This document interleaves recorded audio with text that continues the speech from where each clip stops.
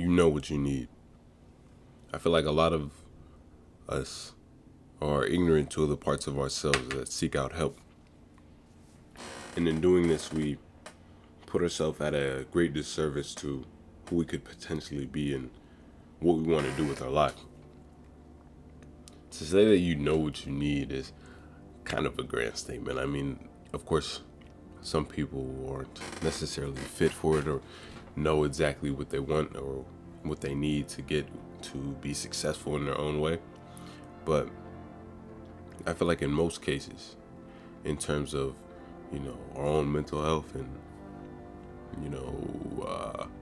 solidifying who we are in terms of our identity, we know what we need.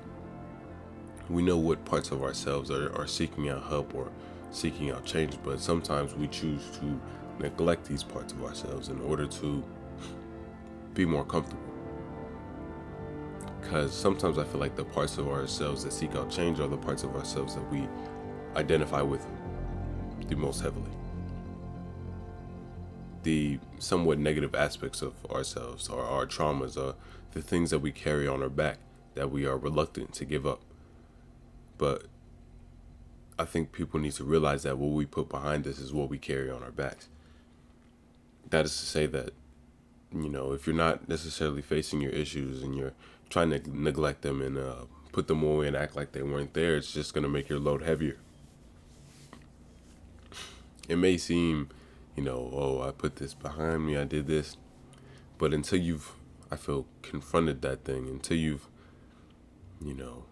almost forgiving yourself for feeling a certain way or forgiving yourself for whatever, or forgiving others or whatever you need to do in that situation, I don't think you can truly heal from it.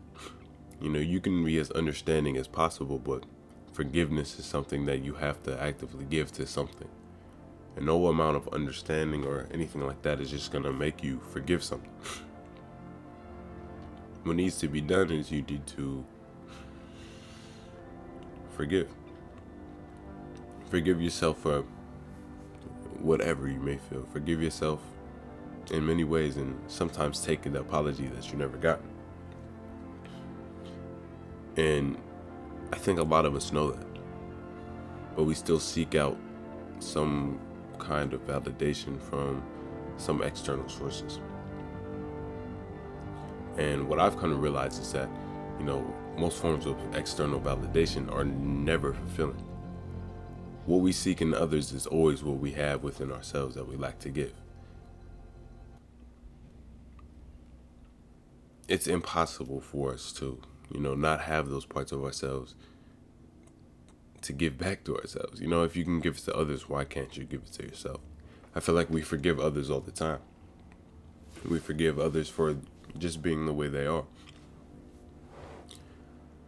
Like, if you have a close friend that does something that gets on your nerves all the time, but you're like, oh, that's just them. That's what they do, and that's what I've known them to do, so I forgive them because that's part of their identity. However, when it comes to ourselves, we almost treat it as if, any negative thing we do or anything that annoys ourselves is not necessarily part of who we are. And I'm not saying that, you should heavily associate with parts of yourselves that you don't necessarily like, but a blatant avoidance of fundamental parts of your identity is only going to ferment them stronger. It's not going to get rid of them just because you're trying to be ignorant of them. Rather, it's going to make them more abundant. So it's to say that they will be shown in a greater light. It's almost impossible to avoid these parts of yourself, especially when you're the one in need of something. If you're needing and seeking out certain kinds of change that are directly correlated to these parts of yourself that need them, then of course you're going to see it. And I think,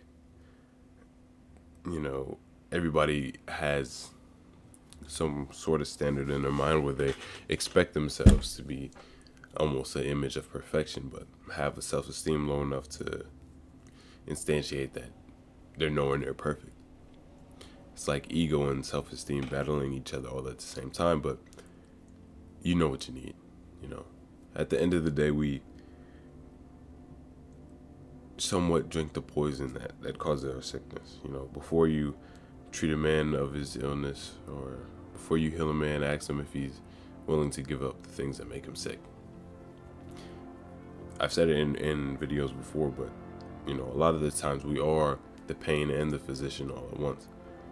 The thing causing ourselves undoing, but also the thing actively trying to help it. And we just have to decide which one we want to give more attention to. Letting both live in a dichotomy is, okay.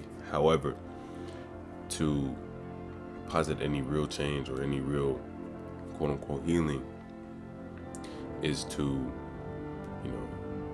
be the physician for yourself and treat yourself like someone you're actively trying to help, rather than, someone who's just observing issues and saying, oh, they'll get by, and oh, they'll do this and they'll do that, just off of maybe time. But I don't think time is a valid thing anymore. Time in a real sense is somewhat fictitious in terms of our development as people. You go through experiences and things that may alter who you are, but if there's something fundamental to your identity and who you are, it's not going to necessarily just change because time passed, but because you actively tried to change it. Those parts of yourself that have been nagging you for years and years aren't necessarily just going to go away just because you're getting older. Rather, you're getting more and more tools to better attack these situations and help yourself get out of it. Because at the end of the day, we can be dormant as possible, but we know what we need.